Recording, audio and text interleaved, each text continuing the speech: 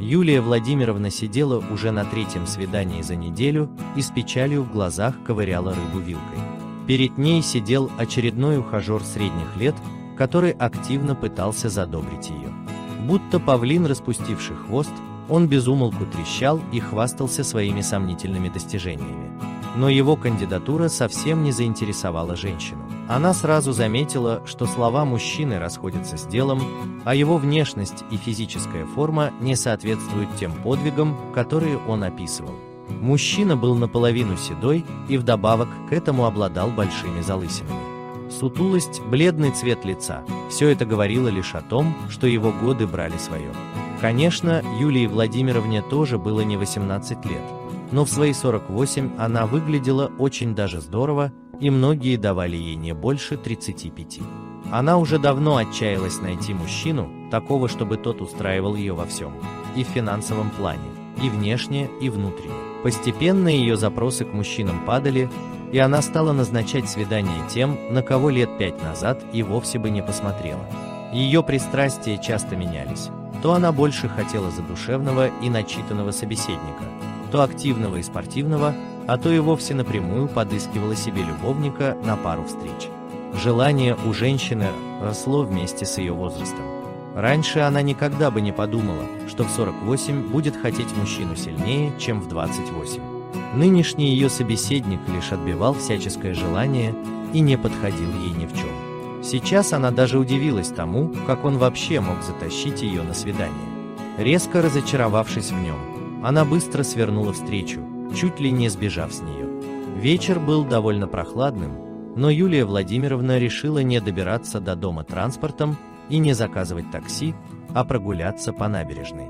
Идти ей предстояло около часа, но она надеялась хотя бы развеяться и отвлечься от тяжелых мыслей. Действительно, на свежем воздухе ей стало полегче. Ветер трепал полы ее юбки, будто стараясь забраться под нее, что наводило женщину на воспоминания о том, как она шалила в юности, случайно забывая надеть белье. Эти приятные мысли в один миг разогнал резкий сигнал клаксона подъехавшего автомобиля. «Чтоб тебя!» – перепугалась Юлия Владимировна. «Девушка, можно с вами познакомиться?» Услышала она до боли знакомый голос. Женщина уже было хотела съязвить в ответ, как вдруг, приглядевшись, узнала собственного зятя. «Антон, ну и шуточки у тебя. Здравствуйте, Юлия Владимировна. Ехал с работы, с краем глаза вас заметил. Что-то случилось?» «Нет, просто гуляю». Мужчина оглядел ее с ног до головы и сразу понял, откуда идет его теща. «Давайте подвезу, а то тучи сгущаются, скоро снег пойдет». «Спасибо, давай». Согласилась женщина. Антон ей нравился. Он был из тех активных и бойких молодых людей, которые благодаря пробивному характеру добиваются больших высот. Вот и сейчас, в свои 25, он уже успел заработать на квартиру и приличную машину. Юлия Владимировна искренне завидовала своей дочери, прекрасно понимая, как той повезло с мужчиной. Внешне он тоже был хорош. Высокий, спортивный, поджарый. Он был мечтой большинства девушек и женщин, которые его окружали. Вот и сейчас, сидя рядом с ним в машине, Юлия Владимировна искоса поглядывала на зятя. Красивые жилистые руки уверенно переключали коробку передач, а прямая осанка говорила теще о прекрасном мышечном корсете мужчины. Как же она обожала подобных парней! Она бы сейчас многое отдала, чтобы один из подобных богатырей, почувствовав к ней симпатию, подхватил бы ее на руки. «Юлия Владимировна, какой у вас подъезд, я забыл». Слова Антона вернули ее с небес на землю. Третий. Он подъехал прямо к двери и уже хотел попрощаться с ней, как вдруг вспомнил, что жена хотела забрать какие-то вещи от тещи. «Юлия Владимировна, Вера просила там что-то забрать от вас». «Да, точно, поднимайся». В лифте, когда женщина встала напротив зятя, она еще больше ощутила, что сходит с ума по таким же, как он. От него приятно пахло. Он был одет в брендовую одежду, да и в целом выглядел очень эффектно. Юлия Владимировна никак не могла признаться себе в том, что ей безумно начинает нравиться не подобный типаж, а уже сам Антон. «Проходи», — сказала она ему. Квартира была тщательно прибрана и даже немного приукрашена. Ведь она ожидала, что этот вечер она проведет в чьей-то компании. Как у вас здесь хорошо. Небось, мужчину ждете. Догадался обо всем Антон. Он всегда говорил то, что думал, и ничуть не стеснялся своей прямоты. Ждала? Ничего-то от тебя не утаишь. Попыталась отшутиться женщина. Что-то случилось. Повторил он свой недавний вопрос. Ничего, просто неудачное свидание. В очередной раз. А говорили, что просто гуляете. Улыбнулся мужчина. Не нужно обманывать дядю Антона, а то он не сможет помочь. Ха-ха, я тебя обожаю. Чем ты мне поможешь? Мужчину мне найдешь? Нет, конечно. Где же я такого найду, который будет достоин вас? Он стал пытаться поднять теще настроение и упавшую самооценку. Я теперь понимаю, почему Вера от тебя без ума. Ты умеешь пудрить женщинам мозги. Не женщинам, а девушкам. И не пудрить мозги, а говорить правду в глаза. Хорошо, хорошо, тебя не переспоришь. Садись, хоть кофе попей с печеньем. Уговорили. Антон вальяжно расположился на предложенном стуле и стал наблюдать за тещей. Она действительно выглядела очень неплохо для своих лет. Небольшая полнота лишь прибавляла привлекательности. Эх, жаль, что моя Вера не в свою маму пошла. Стройная и плоская. Но ничего, откормлю, гены-то вон какие хорошие. Пока чайник закипает, давайте я пока вещи заберу, которые Вера приготовила. Давай, они в моей комнате, в шкафу, на верхней полке.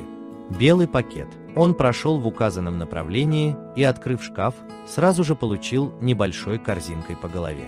Ее содержимое разлетелось по комнате, и через несколько секунд Антон понял, что его чуть не убил десяток комплектов нижнего белья.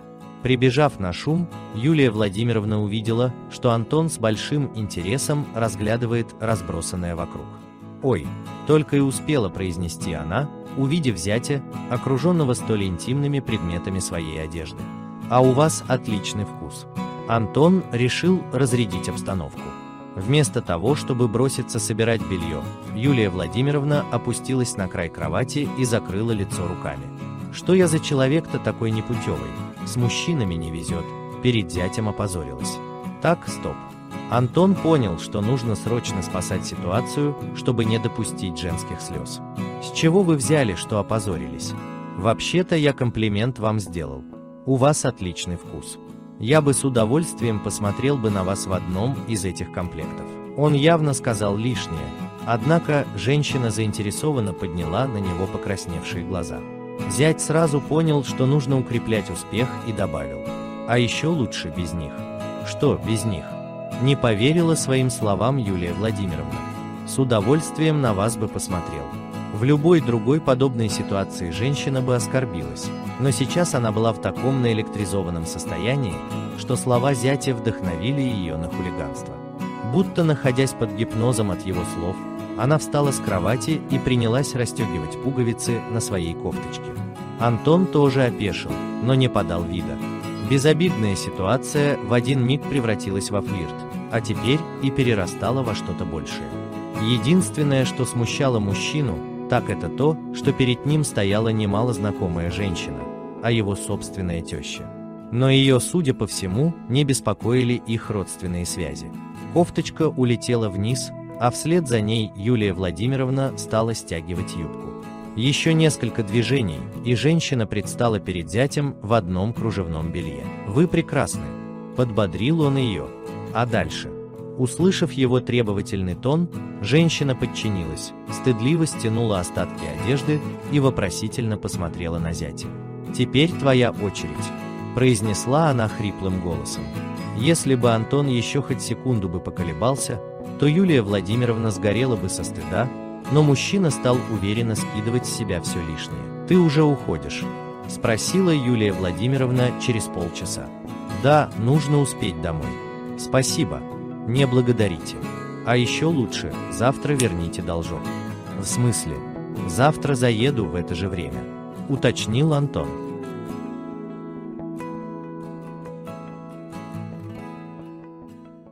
All right, everyone's presentations are done. Nick, the manager, said as he tried to move the discussion forward. Excuse me, I haven't. I recently found out something. Nick interrupted me and began to speak. There's apparently someone in this department who didn't graduate high school and is just a part-timer. Meetings should be for employees only. Absolutely right. His lackey, Mike, of course, agreed with Nick. I'm leaving. After leaving the meeting room, I started to shut down my computer. I noticed that an email had arrived, not in my personal inbox, but in the company's shared email. Thinking, there's no point in speaking up, no one will listen, I went home quietly. The next day, I heard a commotion from Nick's desk. He was staring at his computer screen, his face pale. Nick! Is something wrong? Mike looked at the screen with him. And he turned even paler than Nick. Why is he so angry? Knowing the reason for Mike's distress, I thought to myself, serves them right. My name is Adam. My mother passed away when I was in the 9th grade, and I was raised by my father. Well, you could hardly call it being raised. After my mother passed, my father changed. He drowned his sorrows in alcohol, and though he still went to work, he squandered our living expenses on horse racing. Because of that, I had to start working part-time as soon as I entered high school. Every month, I went to the convenience store with bills in hand that couldn't be auto-deducted from my father's account. Even though I endured it because I didn't want to be alone, I reached my limit in my 2nd year of high school and dropped out. I found a live-in job at a distant inn. Thank you for everything. The day I left home, my father, still staring at the TV, spoke. Take care. That was our last conversation. Back then, 18 wasn't the age of majority, so I needed my father's permission to work, and I couldn't hide my place of employment.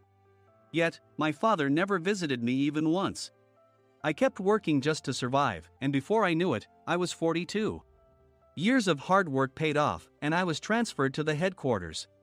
I was thrilled to be recognized by the company, as I thought I'd be working in the field until retirement due to my lack of formal education.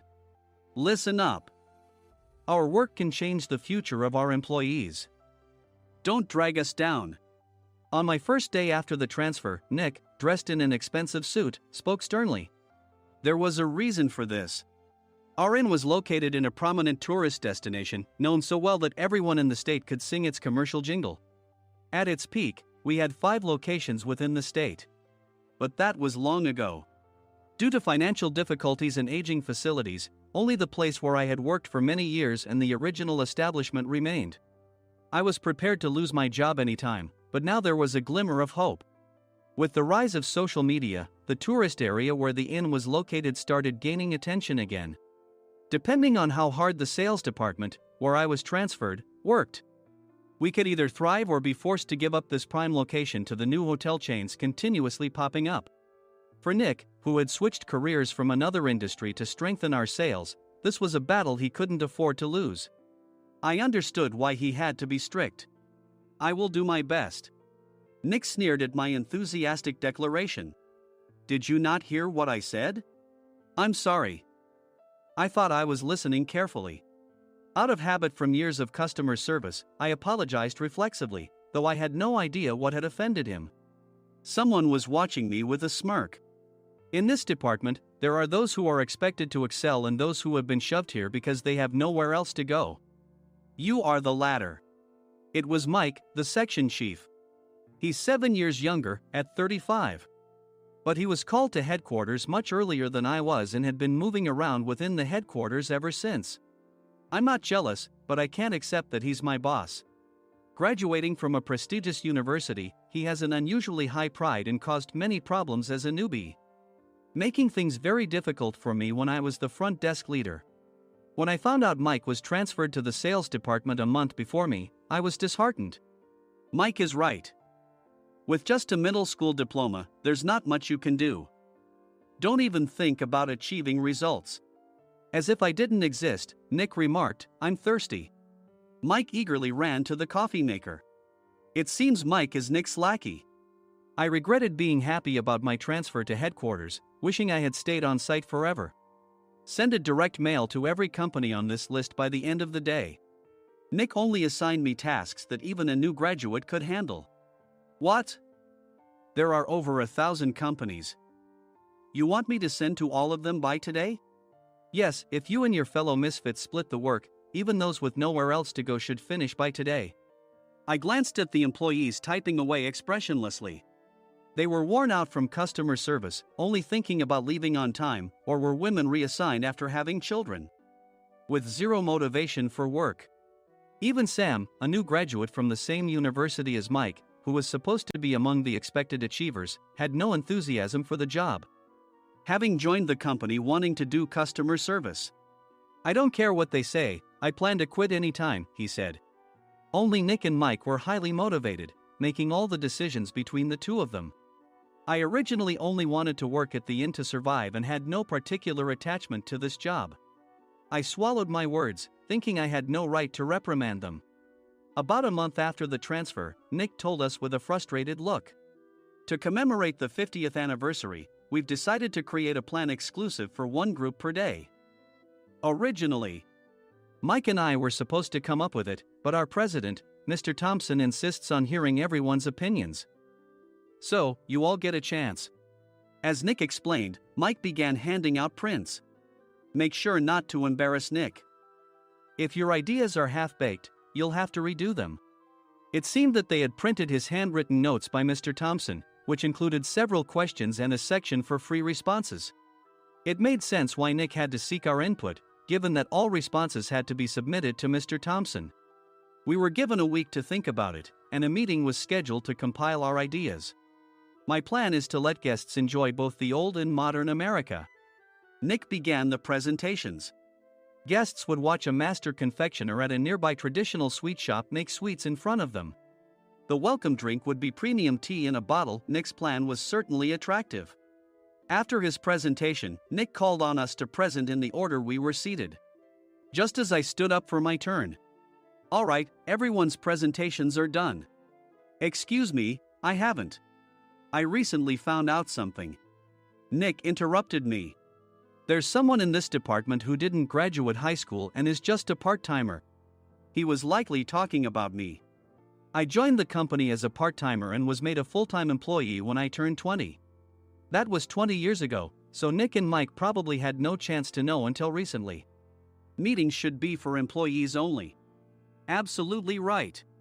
After that, Nick kept creating opportunities to solicit everyone's opinions, purposefully excluding me from speaking. The meeting unexpectedly heated up and went past the scheduled end time. A few people asked to leave, and the discussion continued with the remaining few. "Still here?" Normally, you'd leave in that situation. Though I had no attachment to the job initially, hearing kind words from customers made me want to make them happier. For someone like me, with nowhere to go, the inn was my home and customer service was my life. I felt pathetic about my current self. "I'm leaving." I left the conference room and started shutting down my computer. I noticed an email had arrived, not in my personal inbox, but in the company's shared email. Thinking no one would listen to what I had to say anyway, I quietly went home. The next day, while preparing the DM as instructed, I heard a commotion from Nick's desk. In his haste to stand up, he hit his knee on the desk.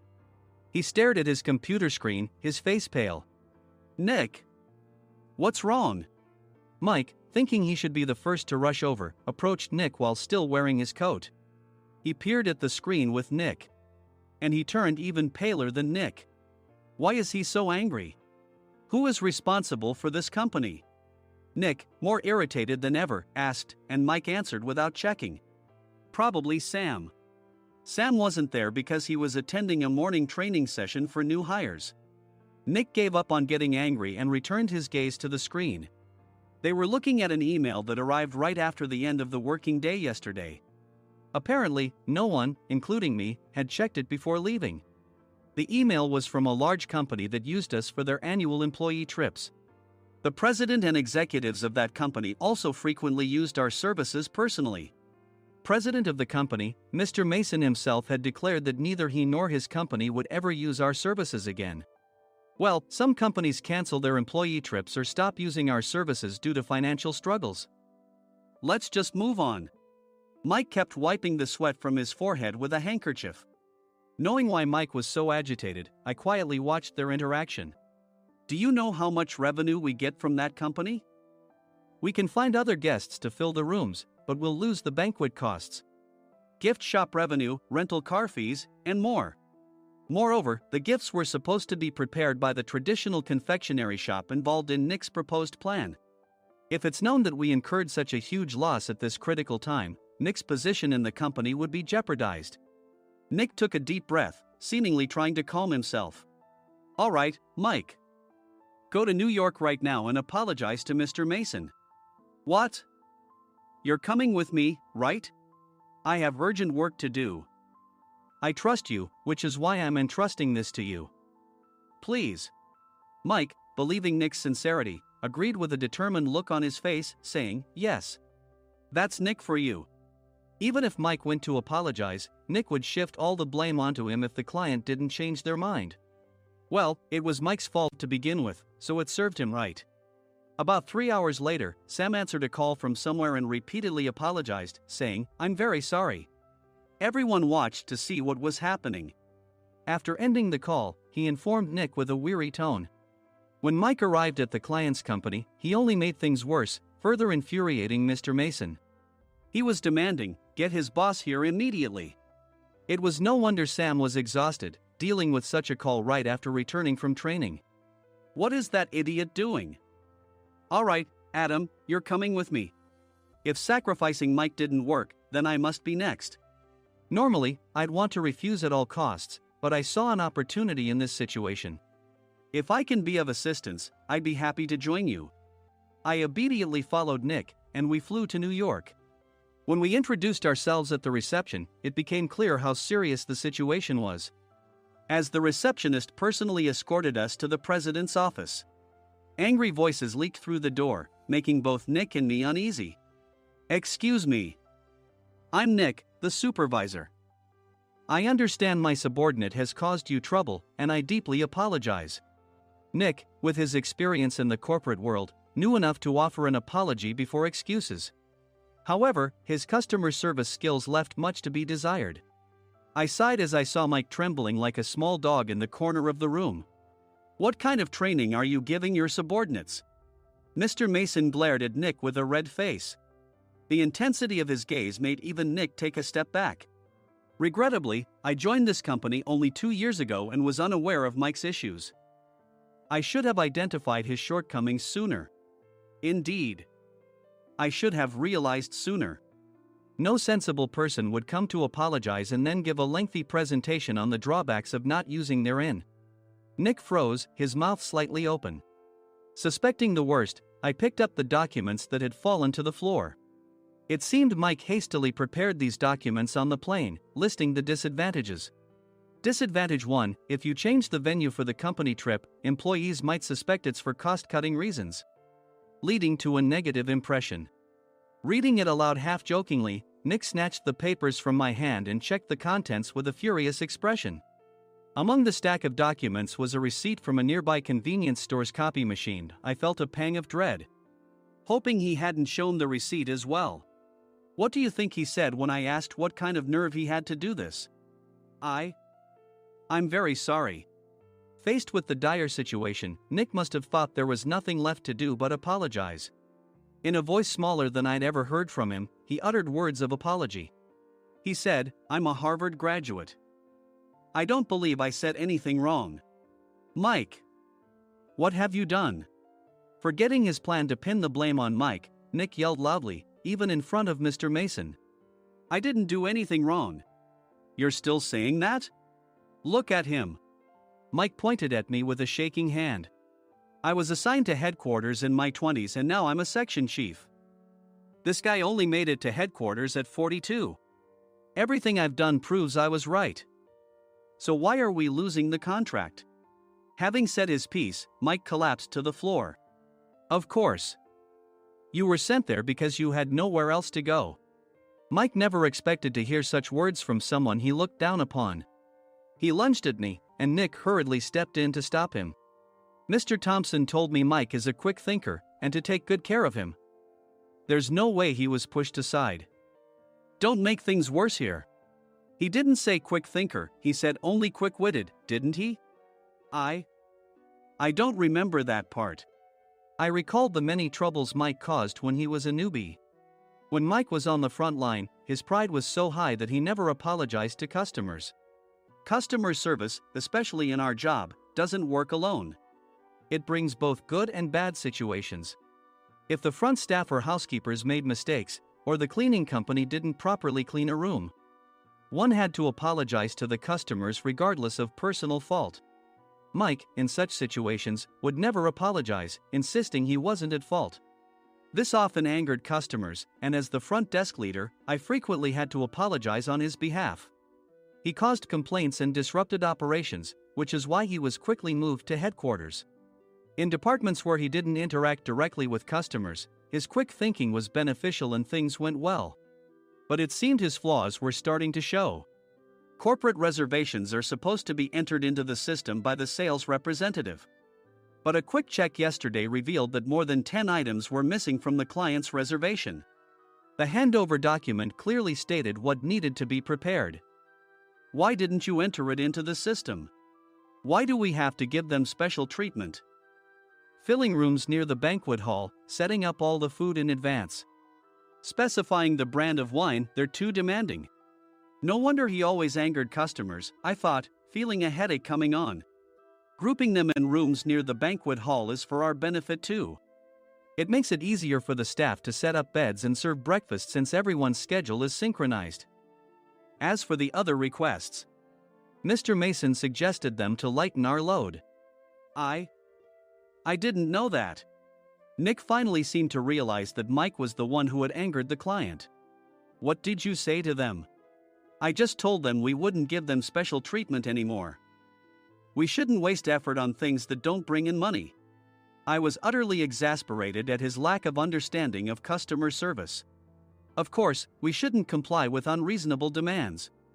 But carrying over successful practices from past stays makes customers feel remembered and enhances their experience. Good memories encourage repeat visits. That's part of our job. I looked down at Mike, who was sitting on the floor. In our job, nothing is a waste. Mr. Thompson likely moved you to the sales department, hoping you'd finally understand this. How do you think he feels now that you failed to meet his expectations? Mike, tears in his eyes, fled the president's office. I was amazed he still hadn't apologized. You have it tough, Adam. It's okay, we're all employees of the same company. I deeply apologize for this disrespectful incident. Especially after all the care you've shown us. If it weren't for you, Adam, I really would have stopped staying here. When I heard you were moving to the sales department, I was willing to reconsider if you handled it. Seeing us talk so amicably, Nick's face contorted. Do you two know each other? Adam's service is excellent. I always requested him specifically. Normally, we don't accept specific staff requests, but we made an exception for Mr. Mason, adjusting my shifts accordingly. He had personally stayed at our hotel just before my transfer, and during casual conversation, I mentioned, I'm moving to the sales department soon. If I hadn't told him then, things could have been much worse. Please continue to take care of us. I look forward to it. On the return flight, Nick awkwardly offered me a can of beer. It's still working hours. Of course, I had no intention of forgiving him for a single beer. Nick might try to pin everything on Mike and avoid any consequences. While pondering this, a startling fact came to light. Nick, the tea bottles for the plan have arrived. I handed Nick a bottle labeled with our inn's name. They look good. What are you talking about? These are plastic bottles. I had assumed we would use the trendy, high-end bottling tea. But what arrived were ordinary plastic bottles of tea with customized labels. The only unique aspect was the label, which had the inn's name, making it look customized. Upon further investigation, I discovered that a substantial amount of money was set to be paid to the tea company. It was priced like bottling tea. Does this plastic bottle really cost $100 each? The tea inside is specially blended for us. The extra cost is for that. Wouldn't it be better to use another tea company? Or is there a specific reason we must use this one? As Nick continued to make excuses, I showed him a printed email. I informed the tea company's president, Mr. Mitchell, that we discovered irregular payments and he confessed. He said you two were high school classmates and planned to split the extra money. That idiot. Why did he confess? That's not important. You should worry about yourself, this could turn into a police matter. Opening the bottle cap, I suggested. How about calming down with this tea? It supposedly has a relaxing effect. Nick drank the tea frantically.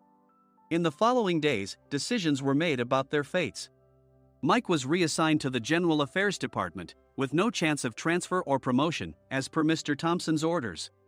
As for Nick, since the payment to the tea company hadn't yet been made, he narrowly avoided legal trouble. Instead, he was encouraged to leave the company, and to avoid further complications, Nick submitted his resignation. Rumor has it that connections between HR departments have made it difficult for him to find new employment. Even though it was good to have those two gone, something unexpected happened in the sales department. Everyone became motivated and united in refining the 50th anniversary plan. In the end, my plan was adopted. We collaborated with the Tourist Information Center to provide personalized guides. The plan, tailored to the number of guests, was truly special for the 50th anniversary. Hey, is Adam's family coming to stay? I immediately booked that special plan for my family. Sam noticed it on the reservation list and quickly picked up on it. Yes, I'm inviting my father. That's great. I might invite my parents too. I lacked the courage to face my father just as Adam. But here, with the confidence Mr. Mason praised, I felt ready. The 50th anniversary plan was a perfect opportunity to reconnect with my father. I hoped to bring back the days when we could laugh together as we once did.